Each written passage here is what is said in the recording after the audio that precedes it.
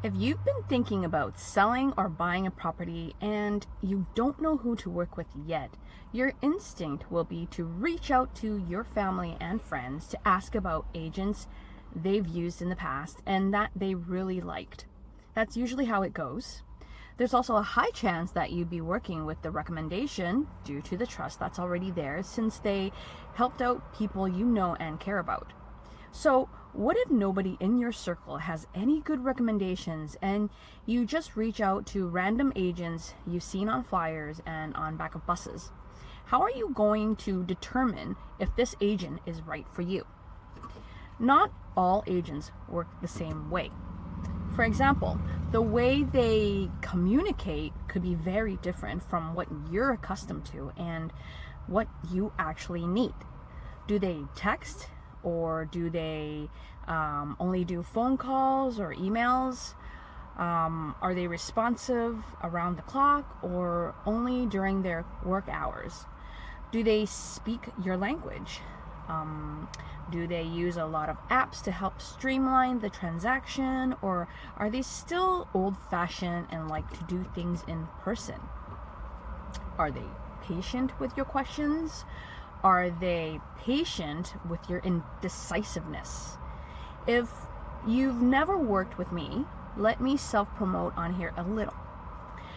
I'm exactly the type of person that would tell you what you don't want to hear. I tell you the facts and I tell you the brutal truths about people and properties. A property you may think seems perfect for you, I will point out the bad in case you didn't think about that stuff. You might think, Cindy's such a Debbie Downer.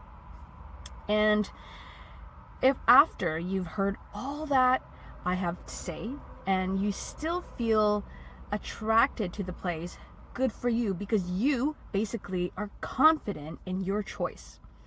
I find the type of first-time buyers I attract are usually very meticulous and well-organized kind. In the beginning, they would share links to online co-working spaces with me.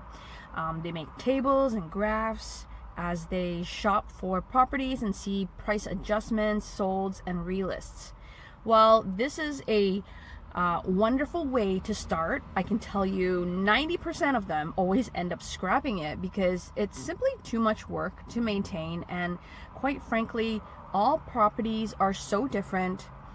The demand for each property can vary for hundreds of reasons. Some you might think are attractive and would sell fast, but they end up sitting. Some you think are unappealing and just unlovable, but could very well end up selling instantly. When you think you have the market trend pat down, conditions can suddenly take a turn. So those graphs you've been creating to track the market, the lists of properties you've seen and believe you might go revisit and reconsider, they won't be that helpful in the end. I can tell you right now, what you think you might do isn't going to be what you will really do. Real estate is predictably unpredictable. So let me tell you how most home buyers end up buying a place when they're working with me. They go see a lot of properties, then they get to a point where they've seen enough and know what to be aware of. Then they walk into the one property that feels right and they fall in love.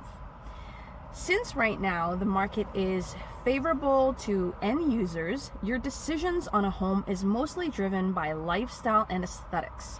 You're not a builder who takes profit margins into consideration. You're not a corporate investor who needs to make sure the numbers work as long as a long-term rental business. Let me tell you this. If a home you've fallen in love with has an asking price of $20,000 above what is comparable and sold recently, and the seller is unwilling to budge on the price, are you going to walk away easily? I'd say probably not.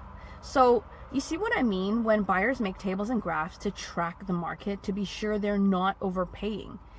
At the end of the day, your purchase is guided by your heart and my critical eye, not graphs.